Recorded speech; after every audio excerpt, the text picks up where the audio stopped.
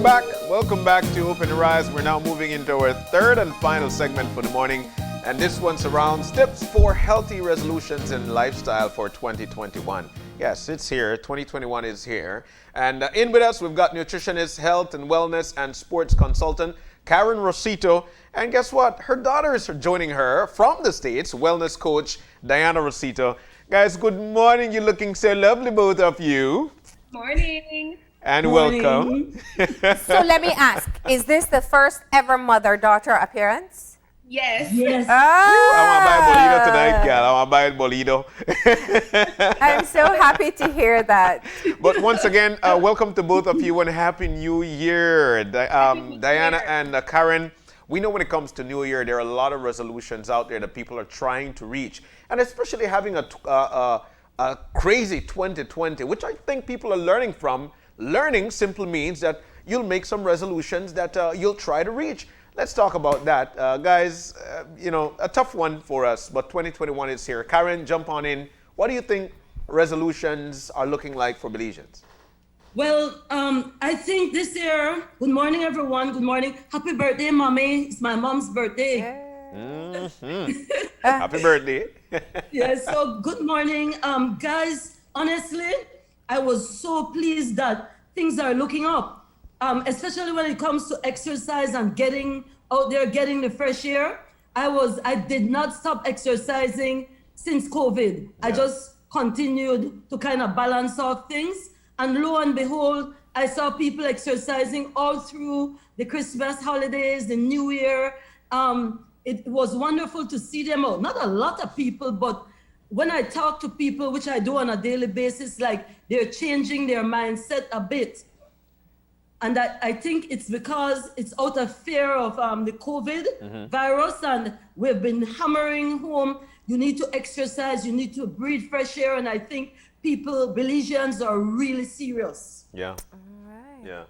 So before I get into the resolutions, I want to hear, from Diana as well. Karen, you're well known in Belize for your health and nutrition coaching. And Diana, it seems that you discovered a love for it as well. Tell us about what you're doing in the U.S. Yes. So first of all, good morning, everyone. Good morning to all my fellow Belizeans.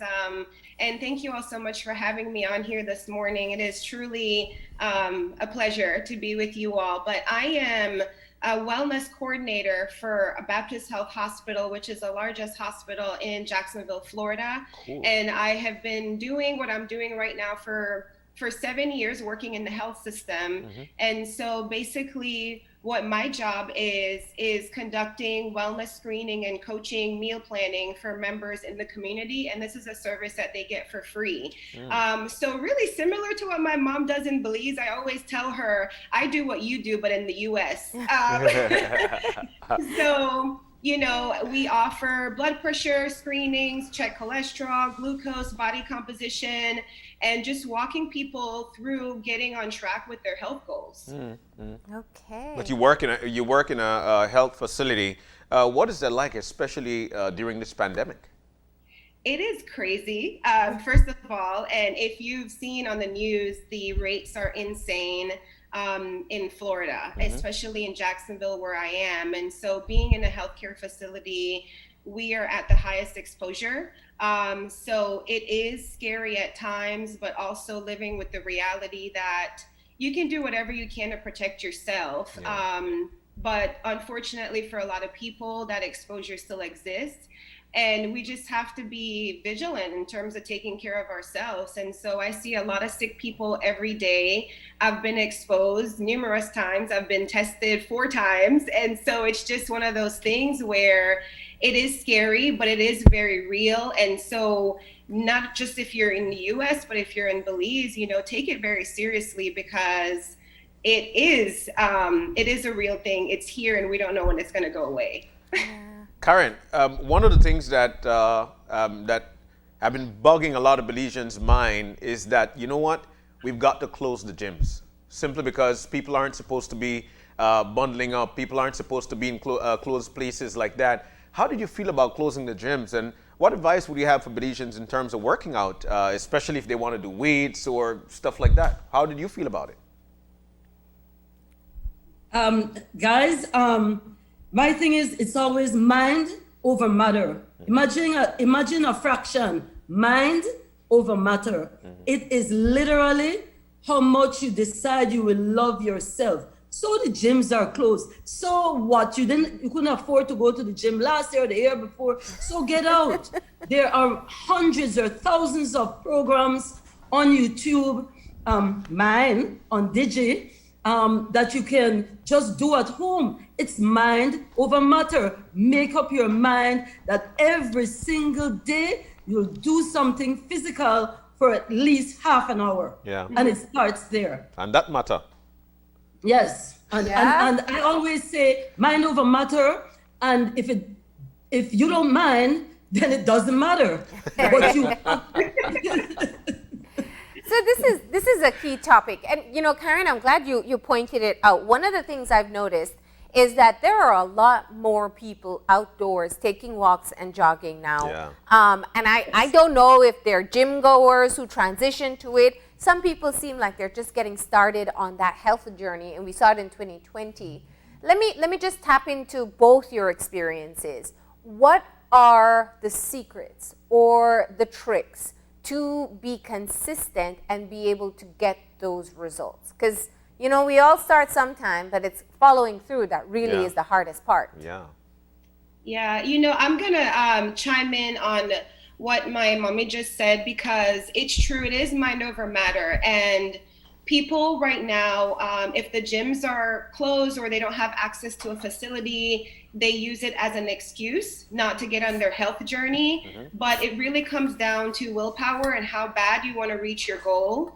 And so you have to be realistic. You know, you have to ask yourself the question, is my goal realistic? Is it sustainable? You know, so if you haven't exercised in the last 6 months, I wouldn't recommend you trying to do something vigorous 5 days a week. You have to go into it slowly. Yeah. And so most of the time people make these lofty goals that become very overwhelming and discouraging. And I've been in that trap too. So whether you're Belizean or American, you know, we're all human. So at the end of the day in our core, it's like, okay, I make this big goal, and by mid-January, mid-February, you don't see me anymore walking, you don't see me anymore riding my bike because I hurt myself or I've overdone it. Yeah, yeah. So start with something realistic. Yes. Yeah. And I want to add to what Iha said to say, for me, what works and for my clients is to keep a diary, keep a daily record of what you did yesterday. Don't wait until it's Monday, because every day is a day to start, but write it down so that next week you can go back and say, man, I did half an hour on Monday. What happened? Because it doesn't rain all day, or you have your house that you can do. Write it down and hold yourself accountable. Because in this battle, honey, it's only you and yourself. Yeah. Put yourself first. Yeah. You know, so that's what, and you know, as a nutritionist living in Belize, this is the best time to start cutting back. Yeah. You know, beans, a pound of beans is what, $2 or less? A pound of beans lasts 5 days. Garner chest 2 beans, how you want to make it. But it is what it is. Yeah. Write it down. And Marlene, I agree with you 100% that more people are out, more families are out walking. Yeah. You know, doing something. Yeah. I tell you what. Is walking enough though? Yeah. Well, Marlene, it's better than just sitting down and watching the sunrise. It's true. What I say is walk, and maybe every 2 minutes, you time yourself, count from 1 to 120, and do a couple lunges, a couple squats, a couple twists, take up that heart rate. Yeah. So anything you do compared to nothing is always, always enough. Yeah. Fantastic. Yeah. I love that, because it really simplifies it, that you have to get moving. You got to be active. Diana, another part of it, as you said earlier, is don't start off too hard. You know, you want to try some kickboxing thing you saw online, some like high energy hit thing, but you've been not exercising for 6 months, a year, or never. What's your advice there is to know how much your body can handle? Yeah, I mean, well, really, it depends on where the person is at the time. And so I usually recommend to my clients, well, the first question I ask, when was the last time you exercised? And they're like, too long that I can't remember. So if the answer is that, then I just say start out, twice a week with something light, like walking, and then eventually, you know your body the best. You know your rate of perceived exertion. If you have a smartwatch, you can monitor your heart rate. Yeah. And so from there, you kind of take it one day at a time, and being more active in general, not just focusing on exercise, but moving around more. Americans are definitely more sedentary. We have so many things at our fingertips. Yeah. And, people tend to park close or take the elevators and things like that. Walk as much as you can. Try to be as active as you can. And for people who are afraid to go out in your home, trust me, there are plenty of things you can find at home to do. And the excuse I often hear, well, I can't go to the gym because I'm scared. I don't want to go walk outside because it's too cold. It is really cold right now in Jacksonville. But, there's no excuse. People find excuses to make themselves feel better, I think. And I'm guilty of that as well. But you can use cans that you have. You can use water bottles. You can fill them with sand for extra weight. You can use your body weight. My mom said about YouTube and different things. There's so much free things online that we can access. We have the world at our fingertips when it comes to the internet. So there's literally no excuse. Once you have internet or you have some cans or some water bottles you can fill up, there's no excuse for you to get something started.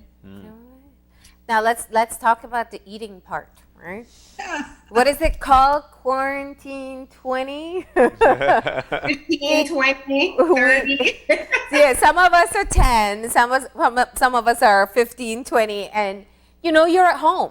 And two things I want to acknowledge. One, you're home, so you have access to the kitchen and the pantry much more. Yep. Two, a lot of people are emotional eaters, and it's a heavy stress time. So I don't want to guilt anybody at home and make them feel worse about themselves, but it is happening. What are your tips to kind of cut back on whatever eating habits we have adapted that we shouldn't? It is what I started doing, and I started teaching my students at Wesley Junior College, is you want reality to meet you in the face. Look at the nutrition facts on any label. I love Danish cookies. It's like they're so small, so buttery, so delicious. And the other day, I knew way back when how many calories they contain. I looked at the Please label. Don't tell me. Those are Christmas cookies. Yes, three cookies was the equivalent of 4 times around the Marion Jones. When what? You put it, yes, 3. When you put it into perspective, man, I think it's like your conscience is at the back always telling you no, no, no. So what I started doing was putting it on my my spouse's side and say, hey, you can afford it. Eat all. Yeah. It's all about being in touch with reality, right? When you say, I see people on the street and they tell me, Lord, Miss Karen, don't look at me. I get fat. I'm like, honey, this is day 1. You could still start. Yeah. So it's all about, and I this new word, these buzzwords, self-care. Loving yourself enough to say, you know what, I'm gonna have 1 cookie or 2 cookie or half a black cake, and I'm gonna go walking, or I'm gonna do 15 jumping jacks. Yeah. You're at your seat. Let's say you work from home. You can stand up, sit down, and do 10 squats with the chair. So it's all about balance in life. Yeah. Ms. Kay, look, 20 push-ups an hour. you do 10 push-ups every half hour. But what if that takes me a whole hour? I don't do anything else. It's just Ms. Kay, I wanted to ask, because there are a lot of people out here, including myself, and I'm guilty. I love Pac-Man. John, I saw you and your wife actually running and walking over Christmas. Yes. So You are at a different level. Yeah. I saw you. But Karen, I love pack bread. You know, And by the way, what slice of bread that almost 100 calories, don't do oh it. my Oh goodness. my Well, I gosh. tell you what. But okay, wheat or white? And another little tip that Belizeans tend to forget, the calories in white bread and whole wheat bread are the same calories. Oh, So, okay. or if you toast the bread, you're just simply removing the water. Lord man, eat one slice of bread and not eat hear the that. whole pack. I hear that all the Well. time. If you toast it, it's healthier. I don't know where that came from. But okay, but then there's the opposite end. And I want us to honestly tackle it because you know, Diana, I'm sure you hear about it more. There are all these diet fads. So especially at the start of the year, people are gonna go from, you know, not exercising, not eating healthy, to just jumping on to cutting out. I cut out fats, I cut out carbs, I cut out protein, I cut out something or the other. I'm eating, you know, a carrot a day. But I'm making a joke, but there are a lot of extreme fad diets that people try to engage in. Right. Tell us about that and what's your recommendation there? Yeah, so you know, first of all, none of the food groups should be eliminated, you know, and you have to, I always ask my clients, can you do this for the rest of your life? And they kind of look at me with a blank stare. You cannot go without eating carbohydrates for the rest of your life. It is not healthy. It's actually very dangerous. So you have to ask yourself that question. This should be a lifestyle change. It's not temporary. This is something that we have to do day in and day out for the rest of our lives to increase longevity, for good health. You know, it's not just a matter of looking good physically and being a certain size. It's what's really internal. Are we checking up with ourselves? Are we truly healthy? How's my blood pressure? How's my cholesterol?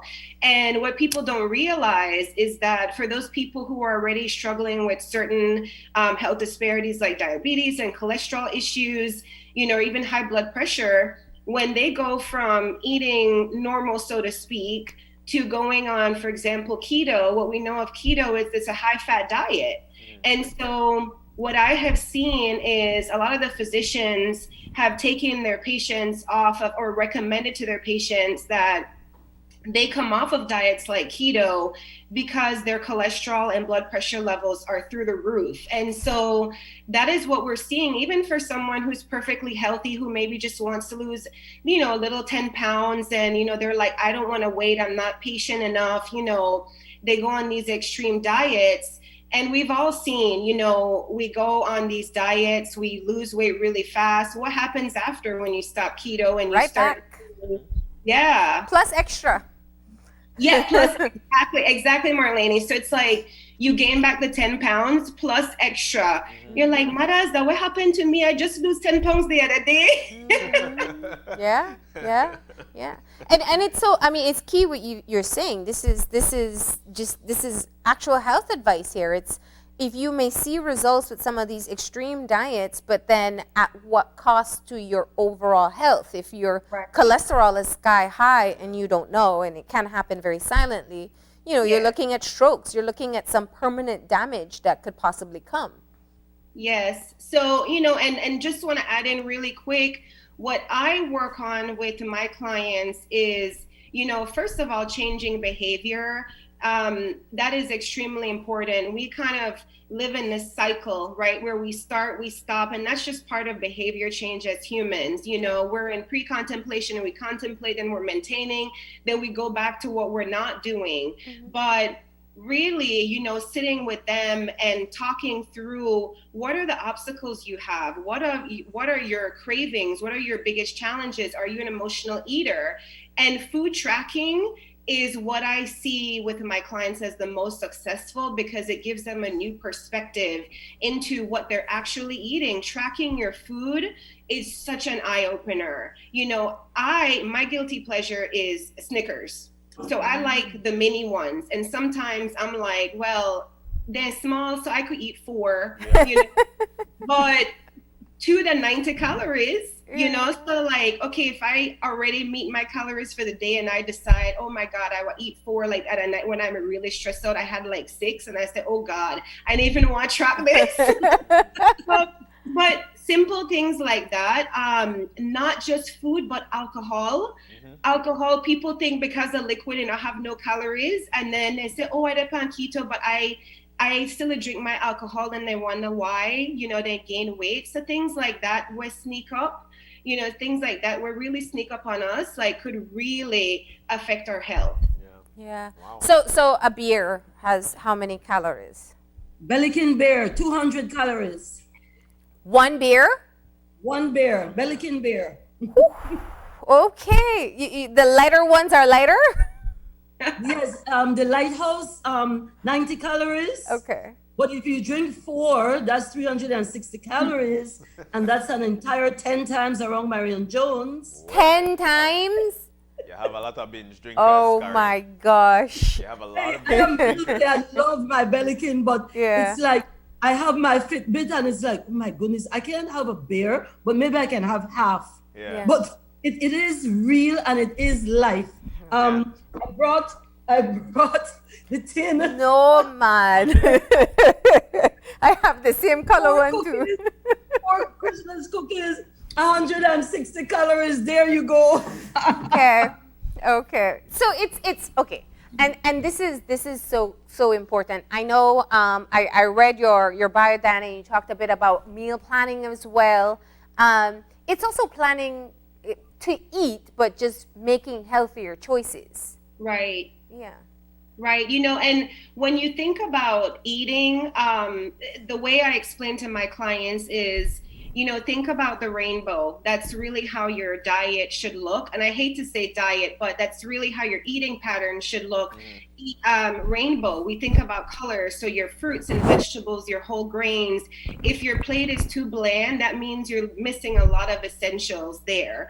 And so it's really important. And I was going to add in, Marlene, that when we talk about these things, it may seem to people like, oh my God, I just want to live my life. I know depend that, right? Yeah. But, and I understand because I want to live my life too. And sometimes I'm like, oh gosh, we're not saying you can't have your cake and eat it too, because you definitely can, but don't be sedentary. You can reward yourself with certain things. You can have a piece of cake, but you just have to be mindful. Be mindful of portion sizes, be mindful of how much you're eating. So you can have a big slice of cake or a smaller slice of cake. You have to choose. Yeah. And, for people living with certain health disparities, it's like, diabetes or high blood pressure. Okay, why you want to go on medication, or do you want to take preventative measures?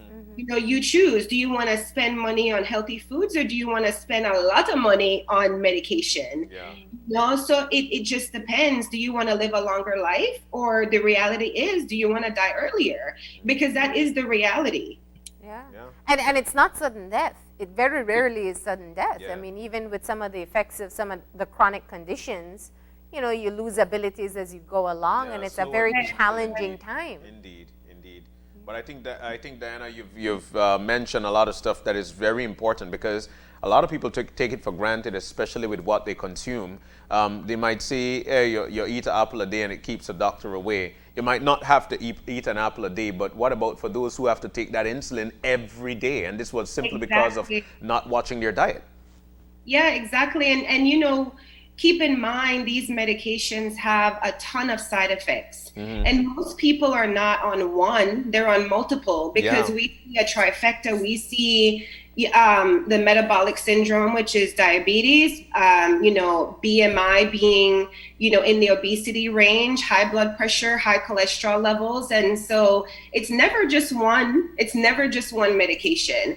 And I want to add in, if there are people who are listening in, who are on medication, who are diabetics or have high blood pressure, it's not too late. It's never too late. It's never too late to start taking care of you. So don't feel like, oh my goodness, that's it for me. That's not what we're saying. It is never too late. So you can come off of blood pressure medication. You can't reverse diabetes and not be a diabetic, but you can certainly come off medication and manage your condition with exercise and nutrition. So don't feel like it is impossible. Don't feel like it's too late. Yeah, you're right. But Karen, check this out. There are a lot of people right now in at home, and to try and get the kids off their backs about sweets. Back in the day, Miski, we weren't able to do it. Probably, I mean, at least stretch my guts because that's what you had. But at the same time, now it's totally different. What is your advice to parents in terms of how to deal with the kids and making sure they live a healthy lifestyle? Especially working or studying from home. Yes. You need to remind yourself you are the parent. You are in control. You're in the driver's seat. So if you don't buy Cheetos and Bonchitos and all of and the umbrella sweet and the Tom sweet, then they have nothing else. Try to wean them off the unhealthy things, and at the same time introducing things like, you know, popcorn that you can pop at home. Let's play a game. Let's see who can do the most jumping jacks or the most wall push-ups, or get them involved. Because I don't know if you know this, guys, but 80% of our children are overweight or have obesity, right? So it's dismal here in Belize, but you are in control. You, the parent. So you can't, I'm not saying no make fried jack and the things we like, but limit them to 2 or 3. So it is you are the boss. Yeah. So no picnic can come cry for takis, because takis is like the worst evil ever. Yeah. Yep. So, no, some pediatricians say they're seeing ulcers in children because of these chemicals in these foods. Yeah. Yes, ulcers in a 6-7-year-old. You just have to check in with Dr. Eck and he'll tell you, right? So, but I wanted to point something that I forgot to insert something. The best way to start a new year is to do a mini physical, right? Check your sugar, check your pressure, right? Check your do a complete blood count, because from last year to this year, the stress might have caused your sugar to spike, right? So because we're all under stress, so do a little checkup. And surprisingly, if you don't have NH, I don't know how that is going, and you don't have the money to maybe go to one of the big hospitals, just go to one of our clinics, Matron Roberts, any of them. And for $25, I think, or less, you'll get a quick checkup. Yeah. You have to know where you are before you journey on this long road called health. Yeah. So let's get in some tips for people. So a couple of things that you've mentioned already. Karen, you spoke of keeping track, being accountable to yourself, keeping track of how much you exercise and when you exercise. Dana, you spoke of tracking your food and how that is accountability for you as well. From what you've seen with people who are successful in making a lifestyle change, what are some of the other things that we can consider doing? For me, with my clients, I see the ones that have stuck. I've been back in Belize 20 years, 21 years this year. For the people that have kept up the fight, I see they do the same thing my daughter mentioned. They track themselves. They keep correcting. My lead jeans get tight. Let me do a little bit more. But the ones that stay on that little merry-go-round are the ones that say, oh, I don't married. Oh, I don't graduate. I don't need for do this or that. And then people that I had 20 years ago are still coming back. But the real successful ones have managed to really keep track. And it's literally like they tell me when I ask them, they say, I see your face, I remember your words, and I love myself. So I don't want to go back there. Yeah. So literally accountability, self-accountability. And I agree 100%. And I see the same exact things here. Consistency is key. Yeah. That it is so important, to start and make sure you're keeping up with your plan. And that's why sticking to one goal at a time and not making these lofty goals is important, and I agree 100%. Self-care, self-love is important. Before you can take care of anyone else, you have to take care of you. Of course. You have to know what's going on internally. You have to know, be in check with you. When you're not feeling well. Yeah. No, you have to. That self-care is so important. Diana, we know that gotta go. we know that you need to go. So we're so thankful to have gotten you this morning. Enjoy your day, wellness Thank you coach so Diana much. Rosito. We hope to see you again sometime soon. Yes, yes, please. I'd be happy to be back. All right. Thank you. And so, Karen, why don't you close us off then and kind of just give us some motivation for people who were thinking, oh, I don't want to make plans. Oh, I just, I want to survive. Forget about weight. Forget about this. Yeah. They don't even have to put on work clothes, some people. They're working from home. And your pajamas always stretch, right? I want to say, and I've preached this for years, Uh-huh. good health is all the wealth you need. Yeah. You are the master of your destiny. You are the author of your book. This is a new year. It's 2021. We've put 2020, well, kind of on the back burner because it's still poking out, looking Yeah. at us. But it's time now to start your chapter 1 and write yourself a healthy chapter. Do it for you, do it for your family, get all involved, be the motivator, be that change you want to be. Wow. And when all else fails, reach out to Karen Rosito, man. Yeah. Right? So you said you got some YouTube videos up? It's on Digi. I have a lot of exercise on our Digi Belize website, a lot of 15 minutes exercise. So it's not YouTube yet. I should start, but I think all you have to do is go to the Digi page and click videos, and you'll see me right there, kicking and dancing and soaking away. Things to do at home, right? Do at home in the comfort of your living room. And if it's not, I have some videos on, I think it's colorblind, under the do-it-yourself for kids. It's right there. So, and when all else fails, like I said, just take a walk. And if you feel you're stressed, that walk, or if you're emotional, the walk will stop you from just picking up anything, things you don't even like just eating a spoon of brown sugar, right? The walk will open your mind, and the beautiful sunrises and sunsets is what you won't ever get enough of. Amazing, Karen. right. Amazing. Kay, we couldn't have said it even better. And we're so thankful to have been joined by you and your daughter this morning. That's the Rosito duo. Yeah. I want to say to Shanice, John, Marlene, Gavin, everyone that is always on. I watch you guys. I want to say thank you. It was Shanice that reached out to us for giving my daughter and I the opportunity to double bank Belizeans with our and tips. Can I just say one thing? I mean, I feel proud just watching you. It's got to be a great moment for you. But also there's a lesson here. You teach wellness, you practice wellness, and clearly that message stuck with Diana. Obviously, she went on to further her studies and start her own career. And it's the same thing we always talked about. You see your parents exercise, you're more likely to have a child that will exercise as well, just because they grow up around it all the time. Yeah. Exactly. Yeah. So you parents out there, set the example. Remember, this is all about wellness, about being accountable. If you look up the aspects of wellness, the number one aspect is physical health.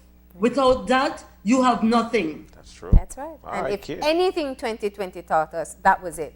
How important our health is. Karen, I know Diana has left already, but thank you very much. We are happy to have hosted your first mother-daughter appearance, and I'm sure it's not the last. Thank you. All right, you stay safe out there. Happy birthday, Mommy, again, Elva Marina Morrison. All right. All right, so we got to take the break. When we come back, we'll be wrapping things up. Stay with us. We'll be right back.